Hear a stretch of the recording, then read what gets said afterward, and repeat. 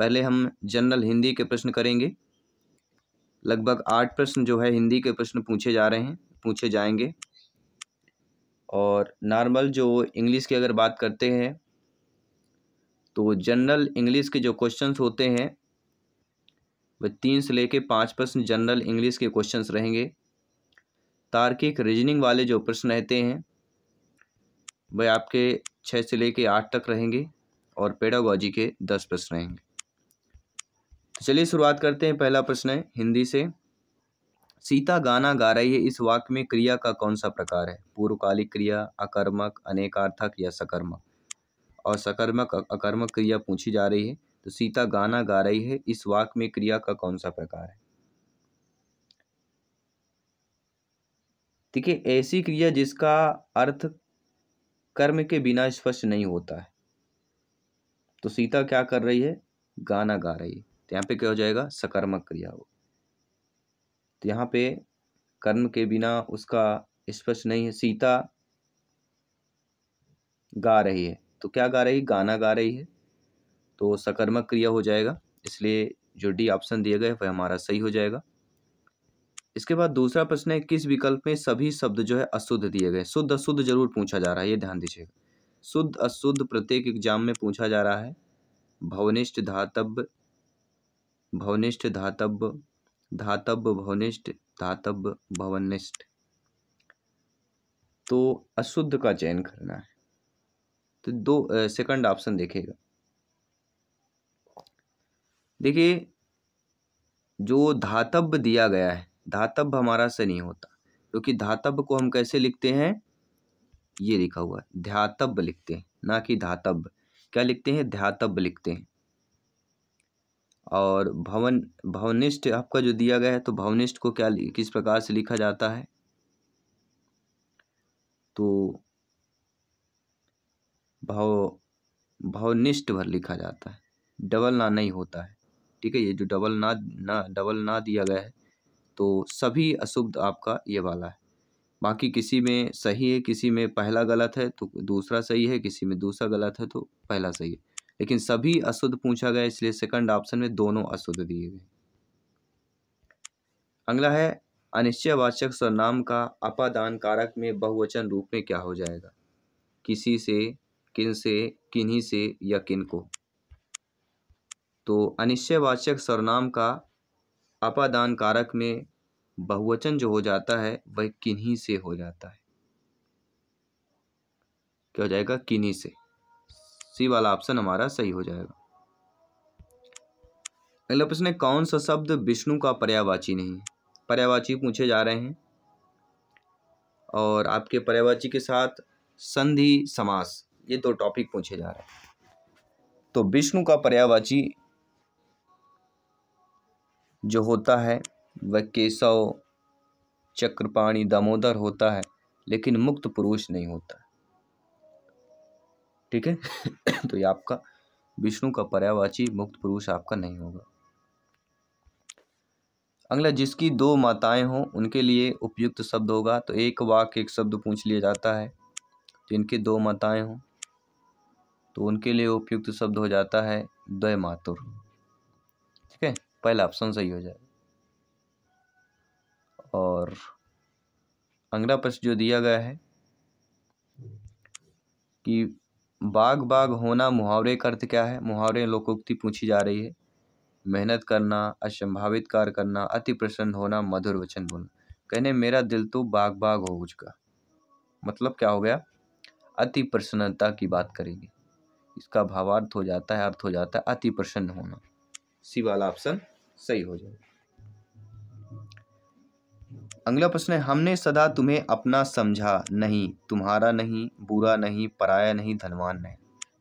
तो अक्सर आप जानते हैं, हमें सदा तुम्हें अपना समझा, पराया नहीं। क्या होगा? पराया नहीं, ना कि बुरा। बुरा का अच्छा होगा, ठीक है, धनवान का धनहीन होगा, और तुम्हारा का विलोम हमारा होगा, लेकिन अपना का विलोम पराया। तो हमने सदा तुम्हें अपना समझा, पराया नहीं। तो यहाँ पे हमारा क्या हो जाएगा? पराया। सी वाला ऑप्शन सही हो जाएगा। अगला प्रश्न है, औरंगजेब की मृत्यु के थोड़े समय बाद ही मुगल साम्राज्य की अवनति प्रारंभ हो गई थी। इस वाक्य का अंग्रेजी में सही रूपांतर होगा। ट्रांसलेट एक आएगा, तो औरंगजेब की मृत्यु के थोड़े समय बाद ही मुगल साम्राज्य की अवनति प्रारंभ हो गई थी। Shortly after the death of Aurangzeb, the Mughal Empire declined.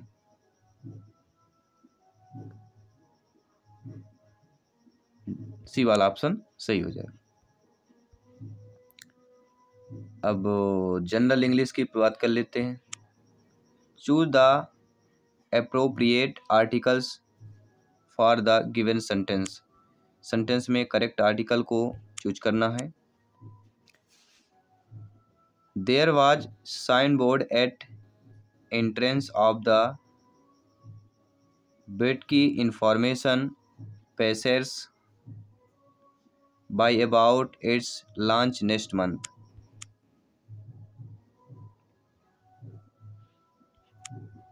तो राइट ऑप्शन क्या होगा? आर्टिकल यहाँ पे करना है चयन। तो ए और the, there was a sign board at the entrance of the,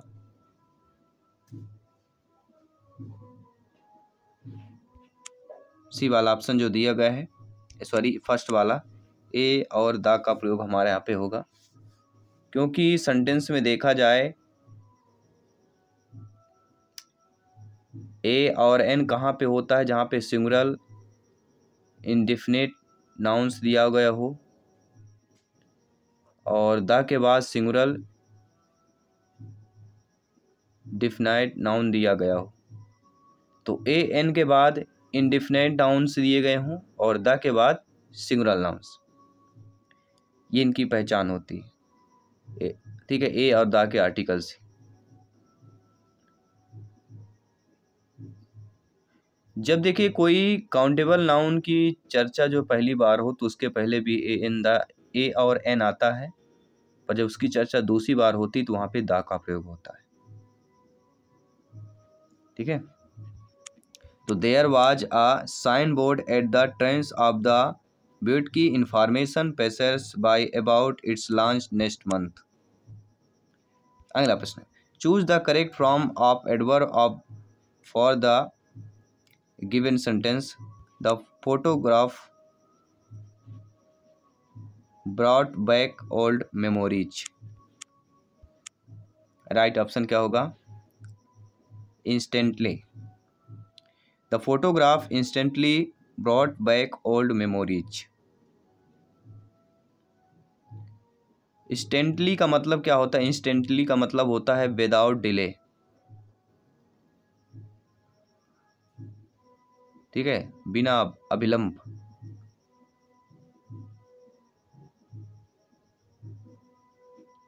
और जो पहला आपका दिया गया है लिटर्जिकली का, इसका अर्थ होता है विदाउट एनर्जी।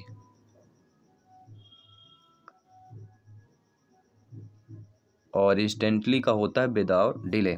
तो बिना डिले के हुए, बिना देरी के, back old memories instantly.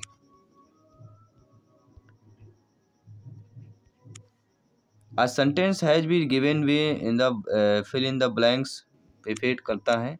Alternative correct यहाँ पे करना है।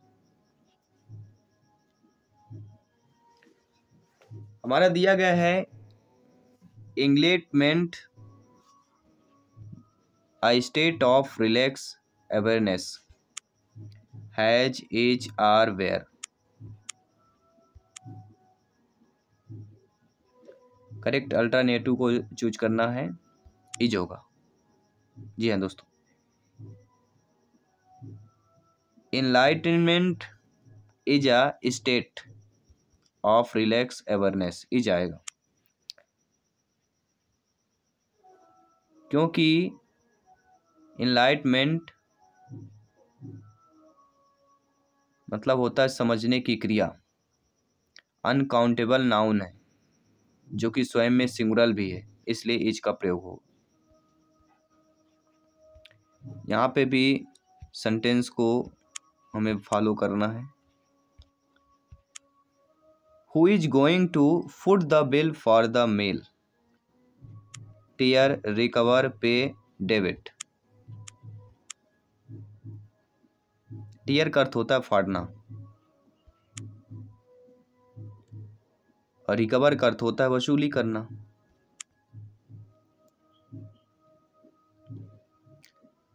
पे का अर्थ होता है पैसा भरना, फोन पे, गूगल पे ऐसा लिखा रहता है। और डेबिट का अर्थ होता है जमा करना। तो foot the bill for the meal, pay. Foot the bill का अर्थ होता है बिल पे करना, यानी बिल के पैसे भरना। तो बिल को हम क्या करेंगे? पे करेंगे, तो पे वाला ऑप्शन करेक्ट हो जाएगा। देखिए वही S1 एक्सिस वाला है, PQRS आपका डिफिनेशन दिया रहता है, स्टेटमेंट दिया गया है। S1 का स्टेटमेंट दिया गया है, the British rule in India has brought about moral, material, cultural and spiritual ruination of this great country. एक्सिस कह रहा है we are not to kill anybody but it is our dharma to see that the curse of this government is blotted out. अब इनको यहाँ पे करना है। I regard this rule as curse, sedition has become my religion, ours is a non violent battle, I am out destroy this system of government. तो यहाँ पे आपका पहला होगा I regard this rule as a curse, इसके बाद होगा I am out to destroy this system of government, इसके बाद होगा sedition has become my religion and ours is an non violent battle. तो हमारा क्या होगा? PSQR,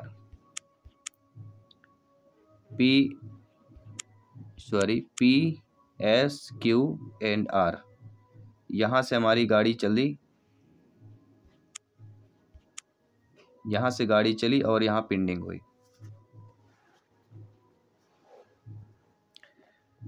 तो इसमें देखिए PSQR बी वाला ऑप्शन सही हो जाएगा। अब तार्किक वाले प्रश्न करेंगे, जीके इसमें रहेंगे और MP GK का एक प्रश्न जरूर आता है। मध्य प्रदेश में करेंसी प्रिंटिंग प्रेस कहाँ पर है? देवास, नीमच, होशंगाबाद, गुना। तो मध्य प्रदेश में करेंसी प्रिंटिंग प्रेस कहाँ पर है? देवास। और अगर प्रश्न आ गया कि मध्य प्रदेश में न्यूज प्रिंट के कागज का कारखाना कहाँ है, तो नेपानगर में मध्य प्रदेश का न्यूज प्रिंट के कागज के कारखाना है नेपानगर में। और आपके होशंगाबाद में सिक्योरिटी पेपर मिल जो है स्थापित है। प्रश्न आ गया मध्य प्रदेश में सिक्योरिटी पेपर मिल कहाँ पर है, तो होशंगाबाद में। तो 3 चीजें आपके यहाँ पे क्लियर हो गई। खो खो खेल में कितने खिलाड़ी एक टीम में होते हैं? तो 9 खिलाड़ी होते हैं। और खो खो खिलाड़ी संबंधित और भी तथ्य हैं। अंतिम लाइन की लंबाई कितनी होती है? सीनियर और जूनियर में 16 मीटर, सब जूनियर में 14 मीटर, पोस्ट की ऊंचाई 120 से 150 सेंटीमीटर, पोस्ट की व्यास कितनी होती है? 10 से 11 सेंटीमीटर, सेंटर लेन यानी 2 पोस्ट के बीच की दूरी कितनी होती है? 30 मीटर। अगला, भारत का सर्वप्रथम राष्ट्रीय उद्यान निम्नलिखित में से कौन सा है? भारत का सर्वप्रथम राष्ट्रीय उद्यान, पहला राष्ट्रीय उद्यान से प्रश्न आ रहे हैं, ध्यान दीजिएगा, अब है जिम कॉर्बेट राष्ट्रीय उद्यान। कॉर्बेट राष्ट्रीय उद्यान जो सन 1936 ईस्वी में स्थापित हुआ।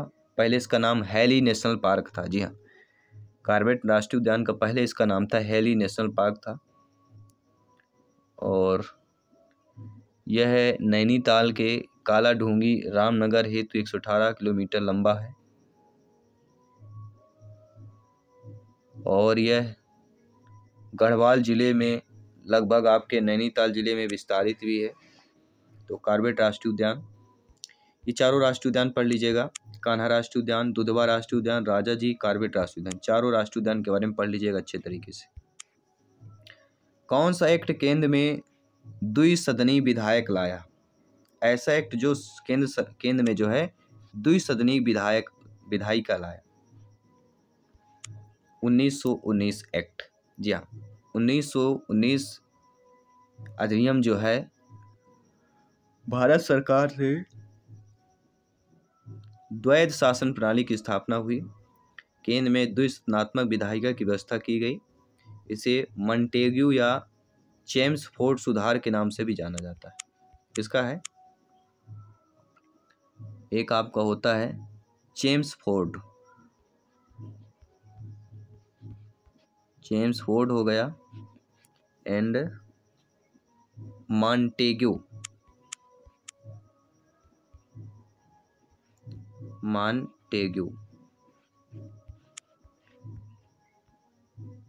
अगला प्रश्न है,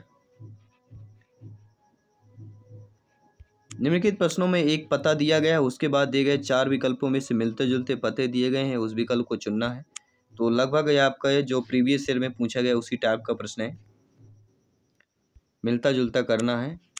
तो मनीष महतो 56 जलाना नियर सिनेमक्स टेलीफोन नंबर ये दिया गया है। अब मिलता जुलता देखना है। तो मनीष महातो जलाना नियर टेलीफोन भी नंबर सेम है, 42 56 32 98। पहला ऑप्शन सही होना चाहिए। बी ऑप्शन में देख लेते हैं क्या दिया गया है। मनीष माथो दिया गया है यहाँ पे, ठीक है। यहाँ पे देखिए, यहाँ पे महतो दिया गया है, यहाँ पे माथो दे दिया गया है, तो ये तो बी वाला ऑप्शन नहीं होगा। और मनीष महतो, यहाँ पे देखिए 65 दे दिया गया 56 की जगह। Manish Mahato 56 near Cinemax, phone number 42 56 63 2 98। D option में क्या मिसप्रिंट है? मनीष महतो जलाना नियर सिनेमैक्स। और देखिए यहाँ पे पीएच दे दिया गया। क्या दिया गया यहाँ पे? पीएच। टेली दिया गया सभी, लेकिन यहाँ पे पीएच दे दिया। तो केवल हमारा पहला ऑप्शन जो है इसका करेक्ट दिया गया है। तो इस चीज़ों को आपको फेस करना पड़ेगा इसी तरह। अगले प्रश्न की बात कर लेते हैं। कथन दिया गया है, चुनाव के दौरान राजनीतिक अन्य दलों के प्रत्याशियों के लिए अपशब्दों का इस्तेमाल करते हुए कुछ तो अशिष्ट संकेत भी करते हैं। निष्कर्ष है कि महिलाओं व बच्चों को चुनावी सभाओं में शामिल होने की अनुमति नहीं दी जानी चाहिए। तो ऐसा नहीं, पहला तो नहीं होगा। चुनाव आयोग के सभी राजनीतिज्ञों के लिए कठोर आचार संहिता लागू करनी चाहिए। दूसरा वाला सही हो सकता है, निष्कर्ष जो दिया गया। तो केवल सेकंड अनुसरण कर रहा है, जो निष्कर्ष है सेकंड वो हमारा अनुसरण होगा, जो कि सही बात भी है। नीचे दिए गए प्रश्न में उत्तर देखना है, पाई चार्ट ध्यानपूर्वक पढ़ना है। पाई चार्ट हमारा कुछ छात्रों की संख्या 8000 है। एक विश्वविद्यालय की विभिन्न शाखाओं में छात्रों का प्रतिशत बंटन किया गया है। छात्रों की संख्या 8000 है, जिसमें अभियांत्रिकी 31%, प्रबंधन 24%, कला के 45%। यदि कला निकाय में लड़कियों की संख्या 1800 है तो कला शाखा में लड़कों और लड़कियों का अनुपात पूछा जा रहा है। यदि कला निकाय में केवल 1800 हैं तो लड़के और लड़कियों का अनुपात पूछा जा रहा है। 8000 का 45% माइनस 18, टोटल हमारे 8000 है, दिया गया है प्रश्न में। कुल छात्रों की संख्या 8000 है, ठीक है। और 1800 यहाँ पे संख्या मानी गई है। तो 8000 का 45% माइनस 1800 कर लेंगे। 8000 का 45% माइनस 1800 सॉरी 3600 माइनस 1800,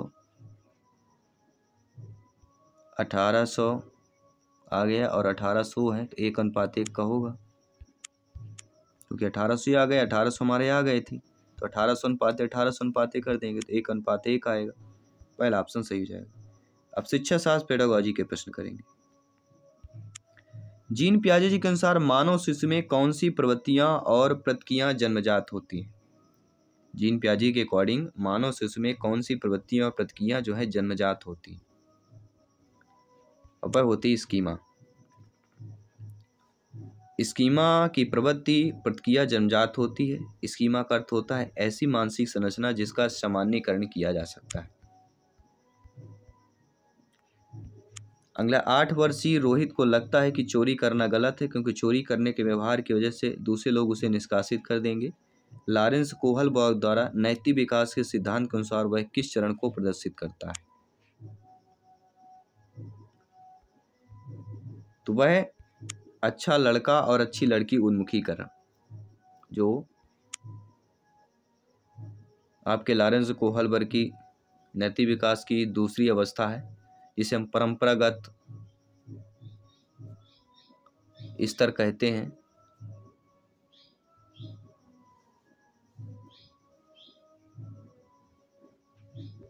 इसके बाद बात करेंगे अगले प्रश्न की। अधिगम में आकलन किस लिए आवश्यक होता है?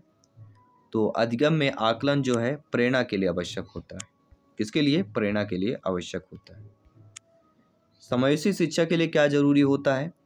तो समावेशी शिक्षा के लिए सबसे जरूरी होता है लचीलापन शिक्षा शास्त्र, क्योंकि जो छात्रों को उनके सीखने की गति, स्थान और मोड में विकल्प देने पर केंद्रित होता है और सभी पहलुओं को उपयुक्त शैक्षणिक अभ्यास के माध्यम से सहायता प्रदान कर बढ़ावा दिया जा सकता है। शिक्षा शास्त्र में लचीला शिक्षा शास्त्र है, तो समावेशी शिक्षा की बात की जाती है। अगला प्रश्न है अर्थपूर्ण अधिगम के लिए आवश्यक क्या है? बच्चों को समादत महसूस होना चाहिए, बच्चों के अनुभवों को समाहित करना चाहिए, बच्चों को सवाल पूछने की अनुमति नहीं होनी चाहिए। तो अर्थपूर्ण अधिगम के लिए क्या आवश्यक है? तो अर्थपूर्ण अधिगम के लिए बच्चों को समादत महसूस होना चाहिए और बच्चों के अनुभव को समाहित करना चाहिए। तो फर्स्ट और सेकंड जो दिया गया है वह हमारा सही हो जाएगा। इसके बाद बात करेंगे अगले प्रश्न की। सीखने खाली स्थान आकलन और अनुदेशन के बीच खाली स्थान के शुद्धिकरण द्वारा सीखने को प्रभावित करता है। देखिए यहाँ पे जो राइट और करेक्ट आंसर होगा, सीखने के लिए, जी हाँ, सीखने के लिए आकलन और अनुदेशन के बीच संबंधों के सुदृढ़ीकरण द्वारा सीखने को प्रभावित करता है। तो सीखने के लिए आकलन अनुदेशन के बीच संबंधों के सुदृढ़ीकरण द्वारा सीखने को प्रभावित करता है। सी वाला ऑप्शन जो दिया गया है वह सही हो जाएगा। निम्नलिखित में से कौन हाशिए के महसूस के विद्यार्थियों को शामिल करने में बाधा उत्पन्न करता है? निम्नलिखित में से कौन जो है हाशिए के समूह में विद्यार्थियों को शामिल करने में बाधा उत्पन्न करता है? शैक्षिक स्थानों तक पहुंच, अधिकारों में समानता, भाग लेने के अवसर, ये वो तो हो नहीं सकता। सामाजिक वर्तिकाग्र, सामाजिक वर्तिकाग्र जो होता है एक व्यक्ति या समूह की अस्वीकृत या भेदभाव होता है, जो प्रत्यक्ष सामाजिक विशेषताओं के आधार पर उन्हें जो है समाज के जो भी अन्य सदस्य हैं उनको अलग करने का कार्य करती है। तो सामाजिक वर्तिकाग्र। जब सीखी जाने वाली सामग्री खाली स्थान हो तो विद्यार्थी बेहतर सीखता है। जब सीखने वाली सामग्री जो है मौजूदा ज्ञान से जुड़ी हुई होती है तो विद्यार्थी बेहतर सीखता है। अगला ब्लूम की टेक्सोनॉमी की पदानुक्रमिक व्यवस्था क्या है? तो ब्लूम की टेक्सोनॉमी की पदानुक्रमिक जो व्यवस्था कहलाती है वह संज्ञानात्मक उद्देश्य। ब्लूम टेक्सोनॉमी को 3 भागों में वर्गीकृत किया गया है। एक होता है ज्ञानात्मक पक्ष, दूसरा होता है भावात्मक पक्ष और तीसरा होता है क्रियात्मक। 3 उद्देश्य होते हैं। और ब्लूम की टेक्सोनॉमी संज्ञानात्मक उद्देश्यों की पदानुक्रमिक एक व्यवस्था है। इस पाठ का तीसरा प्रश्न, निम्नलिखित में से कौन सा प्रेरणा के स्रोत और प्रेरणा के प्रकार का सही मिलाप युग्म है? प्रेरणा के स्रोत, जिज्ञासा आंतरिक प्रेरणा, समकक्षों की सराहना आंतरिक प्रेरणा, शिक्षक की प्रशंसा आंतरिक प्रेरणा, या मैच में ट्रॉफी आंतरिक प्रेरणा। देखिए, प्रेरणा के स्रोत में देखा जाए, प्रेरणा के प्रकार में जो सही मिलाप है और वह आपका मिलाप है जिज्ञासा का आंतरिक प्रेरणा। क्या हो जाएगा? जिज्ञासा का आंतरिक प्रेरणा। पहला ऑप्शन सही हो जाएगा। तो नो डाउट सभी लोग समझ गए होंगे, अपने टीटी फैमिली से जुड़ गए होंगे। अपने टीटी फैमिली को जुड़ जाइएगा, जहाँ पे आपके लाखों टीचरों का भरोसा है, लाखों भाई बहन का भरोसा है। लगभग हमारा जो परिवार है 1,19,000 के लगभग पहुँच चुका है। यह आपका अपना परिवार है, अवर टीचर्स फैमिली है, जहाँ पे हम राष्ट्रीय शिक्षा की बात करते हैं, फ्री ऑफ कॉस्ट शिक्षा की बात करते हैं। टेलीग्राम से जुड़ जाइएगा, नोट्स PDF फाइल प्राप्त कीजिएगा, इंस्टाग्राम फेसबुक पेज से जुड़ जाइएगा, सारे बेनिफिट्स प्राप्त कीजिएगा, बेहतर तैयारी के साथ टीटी एग्जाम को क्रैक कीजिएगा। मैं आपके साथ जयसवाल सर डेली मिलता हूँ 7 PM में। सभी मित्रों को जय हिंद, वंदे मातरम। धन्यवाद सभी का।